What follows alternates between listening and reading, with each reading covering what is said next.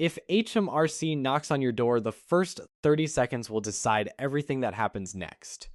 Not the next 30 minutes, not the next month, the next 30 seconds. And almost nobody in this country knows what to actually say in that window. They freeze, they panic, they start talking. And by the time they realize the mistake, it's already done. But there are 5 short sentences, just 5, that flip the entire situation in your favor the moment they leave your mouth. I'm Henry, and over the next few minutes, I'm going to give you all 5. In the exact order you need to say them, because the order matters far more than you'd ever guess. Let me be honest with you right away, because you deserve that honesty before we go any further. HMRC is not like an ordinary debt collector. An ordinary creditor has to go to court, get a judgment, jump through hoops, and wait.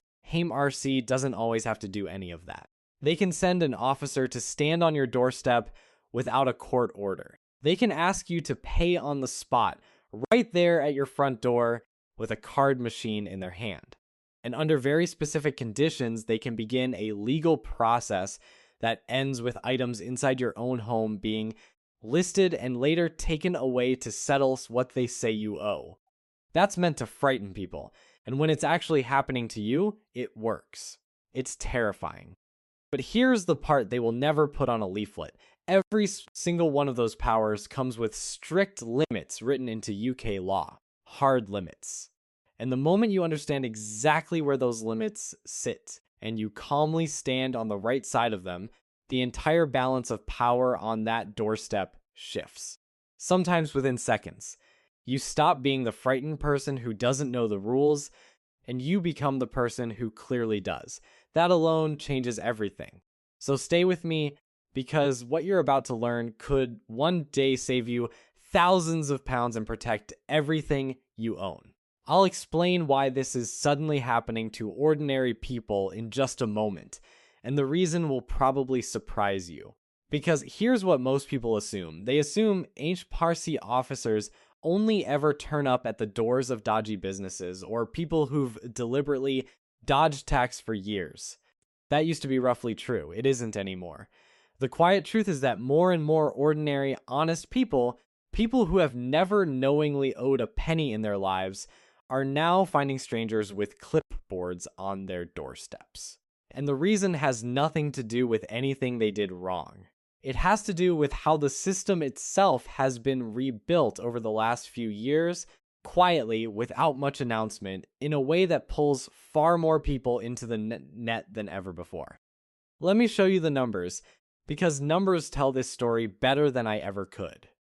The tax-free personal allowance, the amount you're allowed to earn before HMRC starts taking a cut, has been frozen. Frozen for years and frozen for years still to come. Meanwhile, wages rise, pensions rise, incomes rise. So every single year, more people drift over a line that hasn't moved. It's called fiscal drag, and it's one of the most powerful tax tools a government has, precisely because almost nobody notices it happening to them. There's no new tax announced, no headline.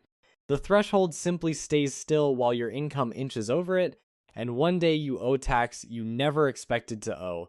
Multiply that across the whole country, and you have millions of new taxpayers who never filled in a form and never saw it coming. And when a bill goes unpaid, sometimes because the person genuinely had no idea it existed, HMRC has a field force of officers who do nothing but visit doorsteps.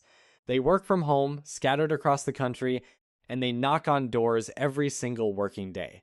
So this is no longer some distant problem that only happens to other people. It's a doorbell that could ring at your house on an ordinary afternoon when you're least expecting it. The good news is that by the end of this, you'll know exactly what to say.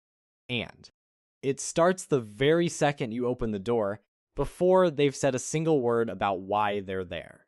So here is sentence number 1.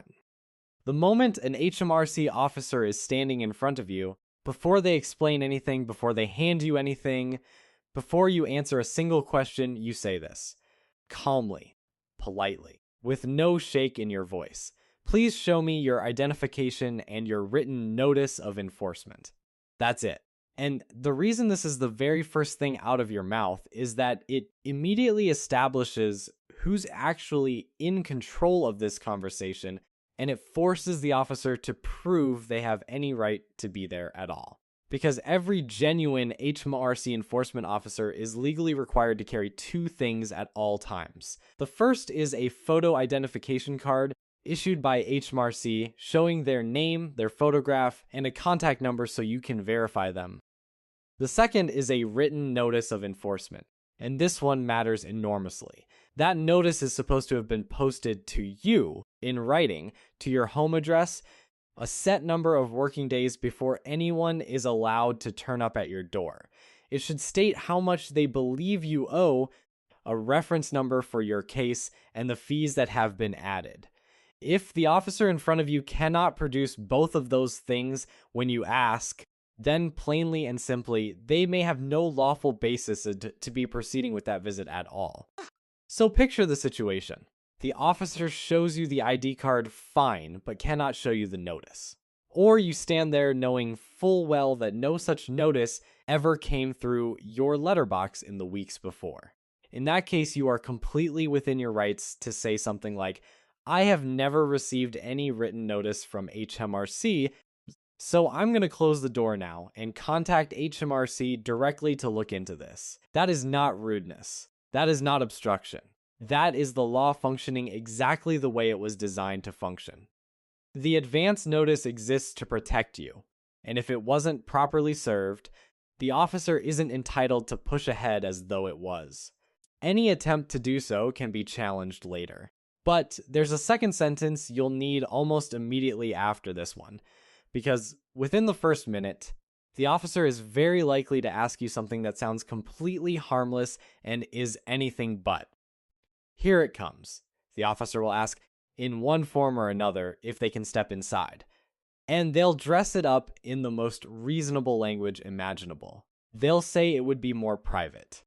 They'll say it would be more comfortable than standing in the cold. They'll say it would be so much easier to go through the paperwork sitting at your kitchen table. Some will simply state matter-of-factly that they need to come in to sort this out properly. It will sound like nothing. It will sound like ordinary courtesy. And whatever exact words they use, your answer stays exactly the same every single time. Sentence number 2. I am not letting you into my home today. Short, clear, no apology attached. And let me explain the legal reality behind that sentence, because this is one of the most important things you will ever hear about an HMRC visit. An enforcement officer arriving at a purely residential home, the place where you actually live, generally has no power to force their way in through your front door. They cannot push past you when you open it. They cannot jam a foot in the gap to stop you closing it. They cannot climb in through a window, a side gate, or a back door. The only way an HMRC officer normally gets inside your home is if you, the person who lives there, choose to peacefully invite them across that threshold. The moment you clearly say you are not allowing that, the law expects them to step back and respect it. And here is why this single sentence matters so much, why it might be the most valuable one in the whole list. The instant you let an officer inside your home, even just to be polite, even just to get out of the rain, you may have unintentionally opened the door to something called taking control of goods. That's the formal process where an officer can walk through your home, look around, and write up a list of valuable items that belong to you, items HMRC can later return for and physically remove to cover the debt. The television, the furniture, the car on the drive, the jewelry, the laptop, the things you spend a lifetime working to own. Once an officer is inside and that list exists, those items can be earmarked, and at that point, selling them or moving them can become a serious offense. So you stay on your side of the door. You can talk through the gap. You can be perfectly pleasant, perfectly calm, perfectly respectful in your tone the entire time. But you do not, under any circumstances, let them step over that threshold. That one sentence, said firmly, protects everything you own inside those four walls. And it costs you nothing but the courage to say it. Now, once they understand they're not coming in, they'll almost always try a different approach, and it's an approach that has tripped up countless honest people who never saw the trap. Once it's clear they're staying outside, the officer will usually try to hand you paperwork through the open door. Sometimes it's a copy of the notice. Sometimes it's a payment demand. And sometimes, this is the dangerous one, it's a document they want you to sign right there on your own doorstep while they stand and watch and wait. And to every bit of that, your response is sentence number 3. Please post any paperwork through the letterbox and I'll respond in writing within the proper time frame. Here's why this one sentence can save you from a mistake that's genuinely hard to undo. Anything you sign on your doorstep, in the heat of the moment, with a stranger watching and a quiet pressure building in your chest, can carry legal weight you don't fully grasp in that moment. The single most dangerous document an officer might offer you is something often called a controlled goods agreement. If you sign that, what you've actually done is agree, in writing, to a list of your own possessions that HMRC now has the right to come back for and seize if you don't pay in full within a short window. People sign these documents in a panic. They convince themselves that signing will somehow make the whole thing disappear, or at least keep the officer from ever returning. But the truth is the exact reverse. The signature doesn't stop the process, it speeds it up. And once your name is on that page, untangling yourself from it becomes complicated, slow, and often expensive.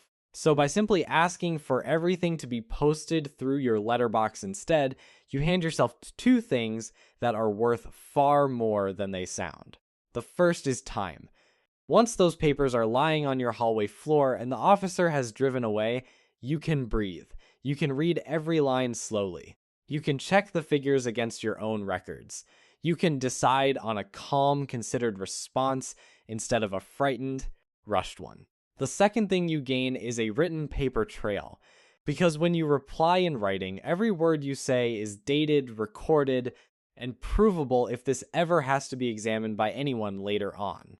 And here's something most people never realize. Hearts treats a formal written letter very differently from a flustered chat on a doorstep.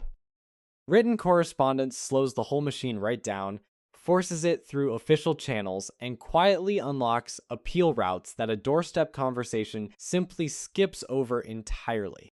So that one sentence doesn't just protect you in the moment. It reshapes the entire process in your favor for weeks to come. But there's a fourth sentence, and this one applies to far more people than would ever think to use it, including people who would never in 100 years describe themselves as vulnerable. Sentence number 4. You say this clearly, plainly, and with absolutely no apology in your voice. I am a vulnerable person under the taking control of goods regulations. Now I know how that might sound to you. Maybe you feel perfectly capable. Maybe the word vulnerable feels like it belongs to someone else, not you. But this isn't about how you feel on a good day. This is a specific legal category written into the actual regulations that govern exactly how these officers are allowed to behave. And if you fall inside that category, the rules the officer must follow tighten dramatically. They're required to take extra care in everything they do. They cannot apply quiet pressure. They cannot use an intimidating tone or escalating language. And they must give you additional time to seek independent advice before anything further happens with the debt. In a meaningful number of cases, once a vulnerability is declared properly, the regulations effectively require the officer to step back, leave, and refer the whole matter to a central team for a gentler approach. So who actually counts? This is where it surprises people, because the list is far wider than almost anyone expects. The category can cover someone of older age living alone, someone living with a serious long-term health condition, someone with a mobility issue, a hearing impairment, a sight impairment, or another physical disability. Someone found managing a mental health condition, including anxiety or depression. Recent bereavement is often recognized too, because grief genuinely affects a person's ability to handle stressful, complicated situations clearly. People whose first language isn't English can be covered. So can anyone who genuinely struggles to read or understand dense, legalistic documents. When you really look at that list, an enormous number of ordinary people fit at least one description, and you are fully entitled to identify yourself accordingly on your own doorstep, with no obligation to explain or justify it further. And the moment you say it, the whole tone of the visit tends to change. The officer now knows they're operating under stricter rules, and that any failure to respect those rules can be reported and used to challenge whatever they try next. In quite a few cases, this single sentence is enough on its own to bring the visit to a quiet end, with the officer simply posting the paperwork through your letterbox and heading back to their car. But you're not quite finished. There's one last sentence, and it's the one that closes the entire conversation calmly and sets up everything you need to do afterward through the proper channels.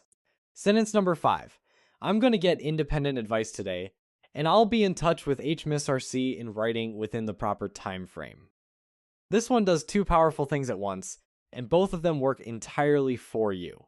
The first is that it signals, unmistakably, that you are not someone who can be hurried into a quick payment, a quick signature, or a quick verbal agreement.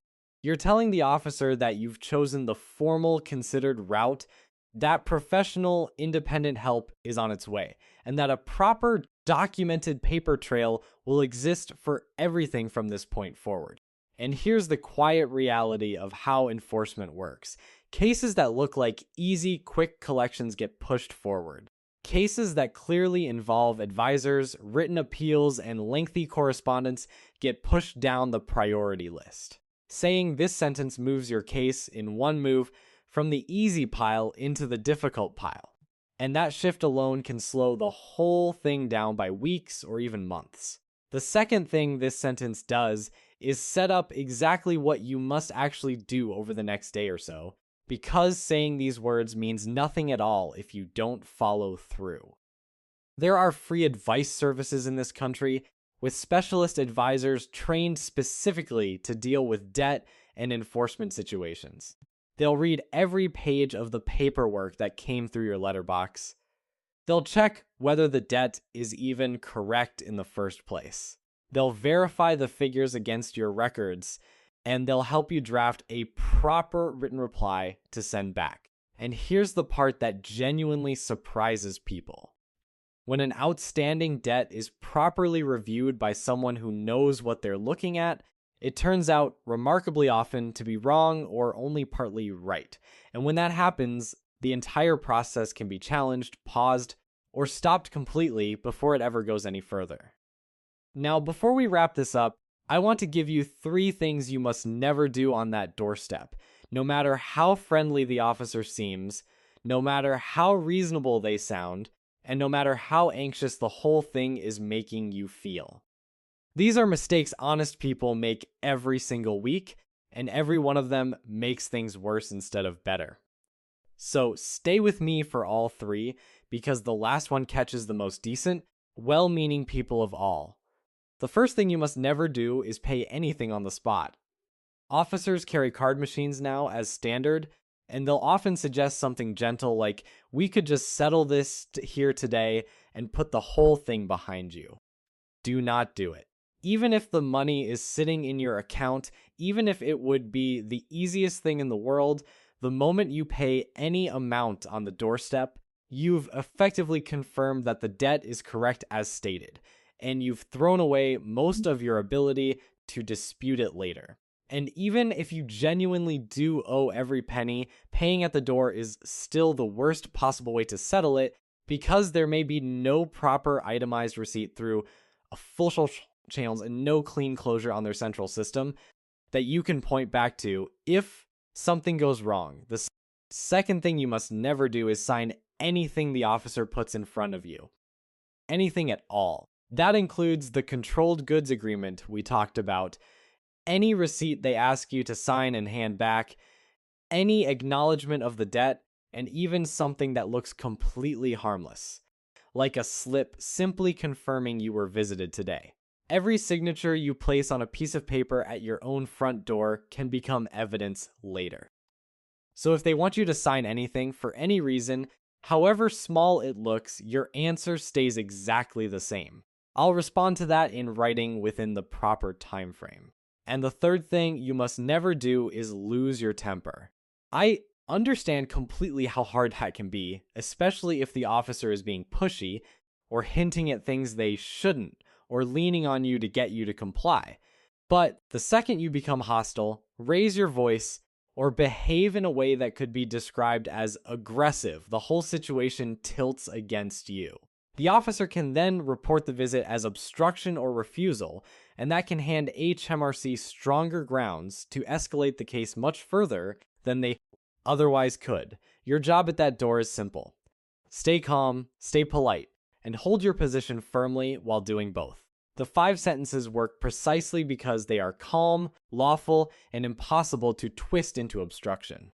So let me bring the whole thing together for you now, because the order genuinely matters, and it matters a great deal. If an HMRC enforcement officer ever turns up on your doorstep, you say 5 things in this sequence.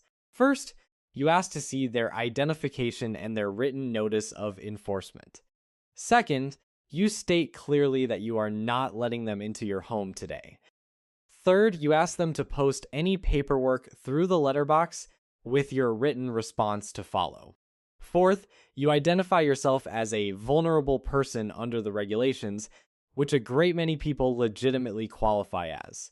And fifth, you confirm that you'll be getting independent advice today and contacting HMRC in writing. Memorize those 5, or better still, write them on a card and tuck it behind your front door where you'll see it the instant the bell rings. Unexpectedly, they're short, they're calm, and every one of them is rooted in rights you already hold. And here's what I really want you to take away from this, more than the 5 sentences themselves. The system in this country is not built to inform you of your rights. Nobody is going to post you a friendly leaflet explaining how to handle a doorstep visit. The officer in front of you is not going to volunteer that you can refuse them entry, or that you can declare yourself vulnerable, or that a proper notice must have been served first. You have to carry this knowledge in before the moment ever arrives, because once that doorbell rings and the conversation starts, the time to learn your rights is already gone. That's exactly why I made this video. And the reason this matters so urgently right now is that the pressure isn't easing.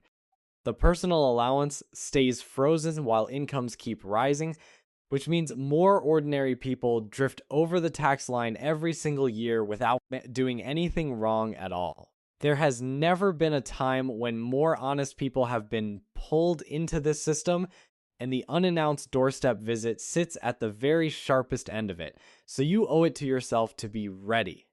If this was useful to you, I've got another video on this channel where I break down exactly how fiscal drag quietly raises your tax year after year without a single new tax ever being announced, and what you can legally do to push back against it. Between this video and that one, you'll understand both why HMRC is suddenly looking in your direction and exactly what to do when they finally come knocking. The link is in the description. And if you know someone, a parent, a grandparent, a neighbor, an old friend, who lives alone and might one day open their front door to a stranger with a clipboard, please send this to them today. The 5 sentences only protect a person who knows them before the doorbell rings. Most people don't. You can be the reason someone you love does. I'm Henry, and I'll see you in the next one.